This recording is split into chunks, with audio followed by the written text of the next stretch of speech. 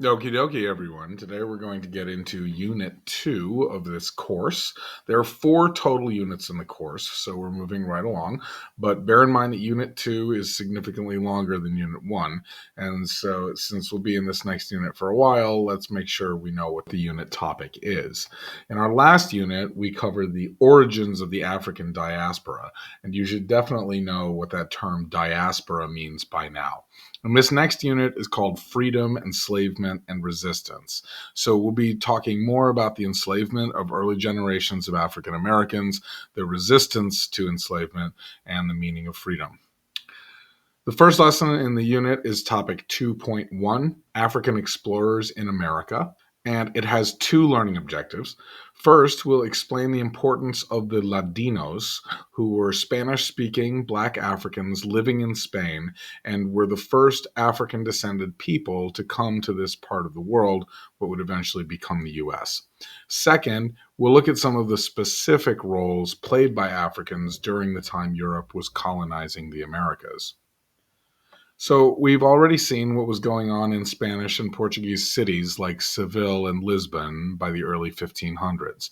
There were both free and enslaved Africans in these Iberian cities, and they did a lot of things we don't immediately associate with enslavement, like this night, for example. The Africans in this image, whatever their role, are pretty well integrated into Spanish and Portuguese society. The Spanish called them Ladinos, meaning that they had been Latinized. They spoke the Latin-based languages of Spanish and Portuguese. They were familiar with Spanish and Portuguese culture, and they sometimes fought in the Spanish and Portuguese militaries. It's important to understand that many of these Ladinos were involved in the Atlantic trade system and had experience and knowledge that made them valuable as interpreters and negotiators between African societies and European merchants. Those who were familiar with multiple languages and cultures and who could facilitate trade between them were called Atlantic Creoles and held an important role as intermediaries in the Atlantic system. So when the Spanish accidentally ran aground in Hispaniola in 1492 and then started exploring and colonizing the Americas, many Ladinos, including Atlantic Creoles, went with them.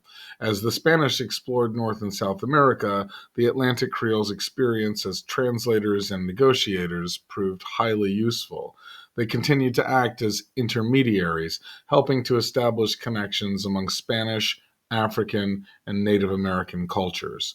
As Spain's intentions in the Americas became more aggressive, many Ladinos served in military roles as conquistadores, or conquerors, who invaded and took over Native American empires in South and Central America.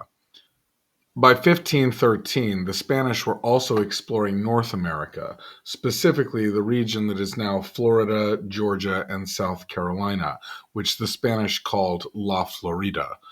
One notable conquistador who explored this region was Juan Garrido. Born in the Kingdom of Congo, Juan Garrido was a free Ladino who participated in a Spanish expedition to conquer indigenous populations in Florida in 1513. He is the first African known to have set foot on North American soil. Another early African explorer of North America was called Estebanico. Estebanico was from Morocco, and unlike Garrido, he was enslaved. He was forced to work as an explorer and translator in Texas and in territory that would become the southwestern United States. He was eventually killed by indigenous groups that were resisting Spanish colonialism. Juan Garrido and Estebanico are both examples of Ladinos who worked directly with Spanish conquistadors, either by choice or against their will. Of course, over the course of the 16th century, many more Africans would arrive in the Americas as enslaved laborers, mostly harvesting cash crops like sugar or mining precious metals like gold and silver to produce profit for Europeans. However, most of the enslaved people working in mines or on plantations were not Ladinos.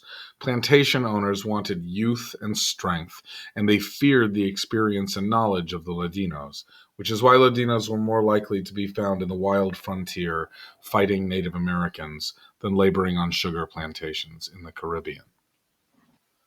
As for those that were, we'll learn a great deal more about them and the economy they supported in our next lesson.